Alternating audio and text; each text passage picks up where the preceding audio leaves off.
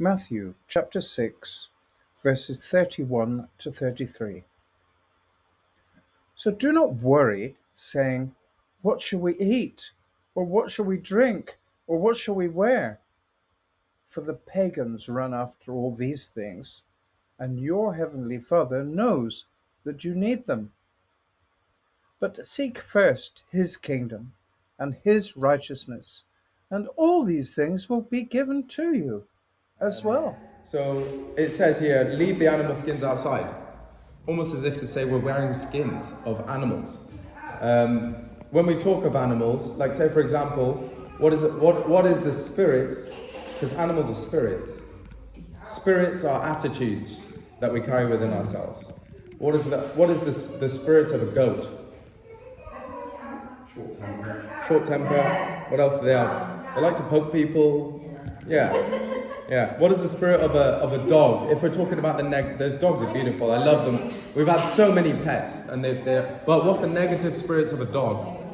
Greedy. Yeah, they will munch. They don't give a damn. They will eat your food right out of your hand. What else?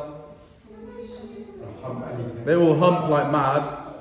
They will literally go from dog to dog. That's why the expression says, "You dirty dog." What else? Yeah, they don't. You see what I mean? So, what about the expression of a monkey? What is the spirit of a monkey? Cheeky. Yeah, the one that can't help but say the next thing to be cheeky or upset someone or say the wrong things. The one that doesn't really consider well before they speak. They're sporadic. They do things without thinking. Yeah. So what the prophet is trying to say is that if we come into the house of God, the thing that breeds peace, love, joy, patience, all the rest of it. If we come into this house, let us take our animal skins off. And by doing that, we might be able to get the message that we're supposed to hear today. Because in every meat, in every spiritual meat, there is actually a message that runs through us onto each other from God. And we've already had a bit of a message today. We've had the message of forgiveness coming from Petra. We've had Malachi talk about forgiveness. We've talked about overcoming hardships already. There's messages that God wants us to hear for the circumstance that we're in at this present moment. In the life that we're dealing with right now, you've probably even thought, "Oh my God, that relates to what I'm going through." So let us take our skins off so that we can receive that message. The prophet also mentioned to dress brighter and don't go back. So let's say, for example, if we do wear beautiful white clothing, we find it within ourselves to pick that lovely shirt and put it on and have the right deeds, and then all of a sudden the circumstances change, and then we take them off again. No, I'll just wear the black dirty one instead, and let me just act inappropriately. Let me be the monkey for today. You know what I mean? What the prophet is saying is realize when you slip into that and bring yourself back again. What we're doing today seems like a chore. To get dressed, to get ready, to get zen and ready in the morning, getting bathed and here, and then all of a sudden it's Sunday, it's sunny outside, and we could be doing a lot of other things. Let's be honest, we could be doing a lot of other things. So it does seem like a chore at times, but from doing this, there's a blessing. There's a blessing. Who's the person that you spend most time with? You by yourself. Yourself. Yeah. Okay, the blessing is that you can spend more time with yourself in the right way. This is what this gives us. Okay, and isn't that one of the most important things, surely? Is to sit well with yourself? So we need to make time for this. We need to make time for moments like this. One of the commandments is love our neighbours, you love yourself. So if you can't love yourself, how do you love our neighbour? Exactly. And you can only love yourself if you spend time thinking about how to do that. Which is why we share this moment with ourselves. Your neighbour could be your flesh, really. Yeah. It's the closest. Exactly. This here is a key. And I need keys, but sometimes I dislike keys. For any of you that know my relationship with keys, you'll understand that it's been a very difficult, turbulent relationship. very difficult, turbulent relationship. I leave keys, I can't find keys, I've lost keys, I don't have my spare car key, I don't have my spare house key, I don't even know where my house key is. Okay, me and Natalie share a house key, me and Natalie share a car key. Okay, I have left keys in just about every place you can imagine. I have left keys. Somehow I find most of them back, but the truth of it is, I am terrible with keys. Okay? But if it wasn't for a key, we wouldn't be sat here today in this room. If it wasn't for this work key, I wouldn't have been able to enter my shop and even earn money to look after my family. Okay? We need keys in our life. We need keys. If we don't look after our keys, then we mess up an entire day almost, trying to look for them and cause ourselves frustration trying to find. But what I'm trying to get at is that spiritually, this message and this gathering that we find ourselves in is a key. It's a key. Guys, sit down now. Both of you, sit down. Sit down. Sit down. Now, sit down. Zenon, go and sit down. Natalie, grab him, please. Just don't worry about it. Just grab him. Zenon, sit down now. Stay there. Stay there. Okay, so spiritually, this is our key. And what in order to keep going in the right direction, we need to look after our keys, let's be honest. In fact, if I could look after my keys, my life would be so much better. It'd be so much better. Less of an inconvenience. Have you had a word with yourself, what can you do? Exactly. In fact, I've had so much advice on it as well. I'm the same. Yeah, Uzi's a bit the same. Natalie will tell you so many times like how much of an inconvenience. Okay, this is a key. This room, this event, this time and this moment is a key so that we can access a blessing for our souls, so we can think in the right way. Look after your key. When you wake up in the morning, access prayer. When you wake up in the morning, speak to one another and show love. Say to yourself, what is the next spiritual thing that I can do for the other and myself? Please don't forget your keys like me. Okay? Let's access peace. Do not put them down. Okay? On the subject of peace, what does it feel like? What does it feel like when you're laid down on in a warm climate country on a holiday chair with a pina colada in your hand? What does it feel like? And you're by a swimming pool and the sun is, you can feel the warmth on your face. How does that feel? Amazing. Good. Like a dream. Feels great. Even now you guys are smiling. Right? It feels what? What's the word for it? One word. What? Amazing. Amazing. What? Well, no, what is the feeling you're getting inside it? You don't get a feeling of amazing. What's the... Stressful. What? Stressful. Stressful? That's the last thing. I'm not stressed if I'm on holiday, laying down, enjoying the sun. What's the feeling that I'm getting when I'm laying there? I am at Peace. Thank you. I'm at peace. She's right. I'm at peace. Guys, we don't need holidays to stay in peace. We don't. It helps, but what I'm trying to say is that no matter where you are, no matter what you're going through, you don't need something to give you peace. Yes, you don't need external things to be lined up correctly and the stars to align to give you peace. You don't need that. You can find that. You can find your peace if you try.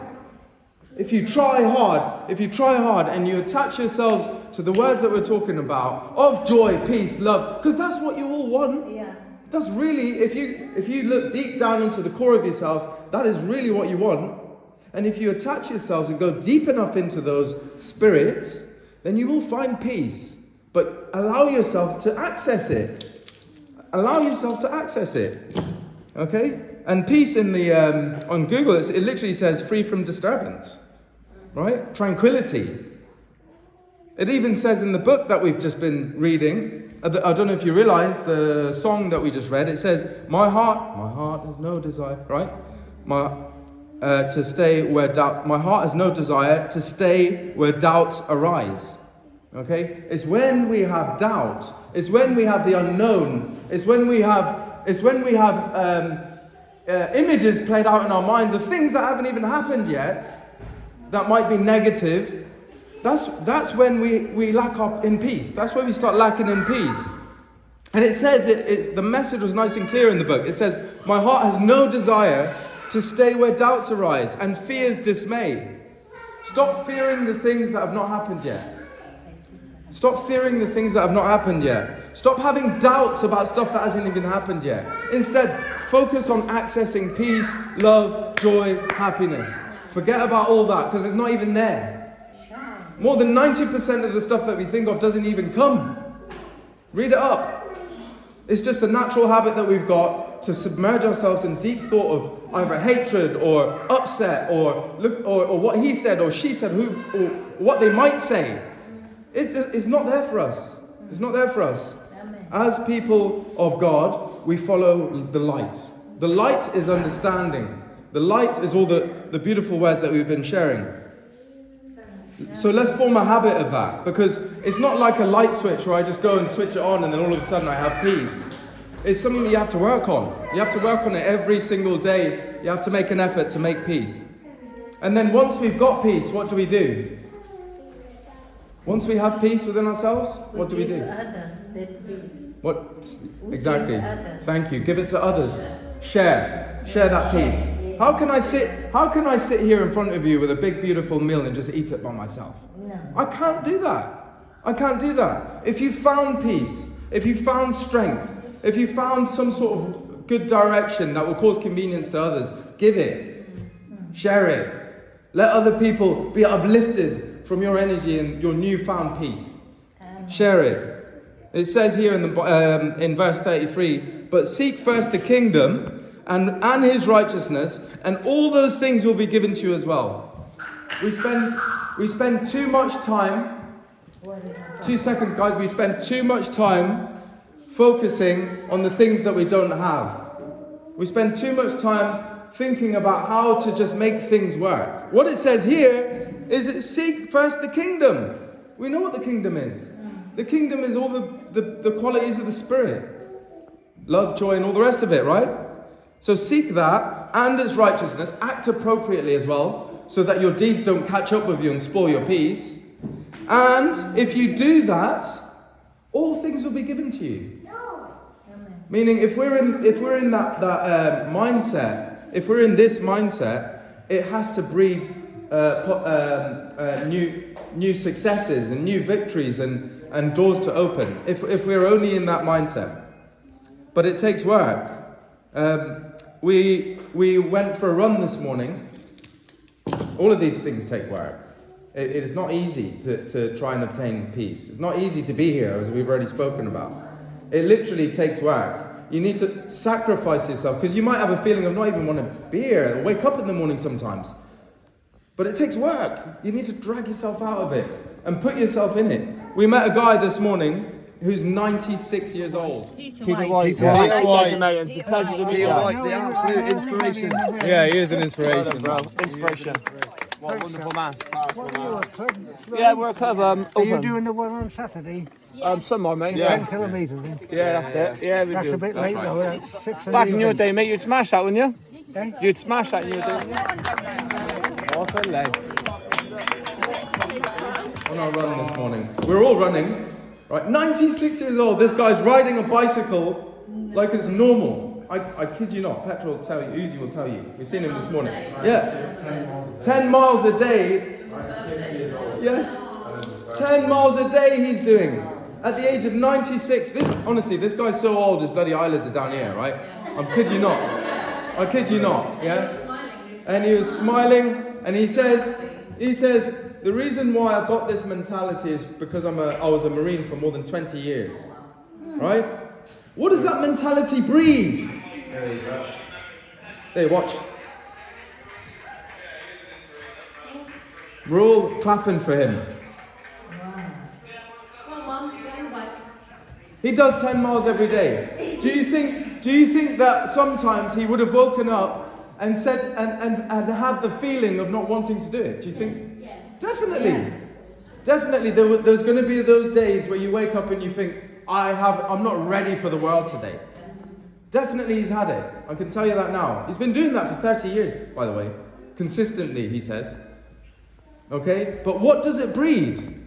What it breeds in this situation is a 96-year-old man who can get on a bike and start riding around Boruto for 10 miles at the age of 96, which means that he can spend time with his family, which means that he feels okay with himself, which means that he lives longer, which means that he's happier because of the endorphins. There's a long list of stuff that happens when you sacrifice yourself and do the things that you don't feel like doing for the sake of love, for the sake of peace, for the sake of everyone else.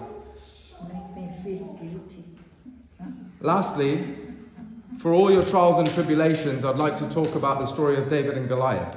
I don't go really deep into scriptures, but David was a boy who was summoned to fight Goliath. They were looking for more than 40 different people and they found David. How can a boy so small fight a giant? Anyway, he got picked. And they asked him to wear this armor, and it was way too big for him. He couldn't even move around in it. He decided not to wear that.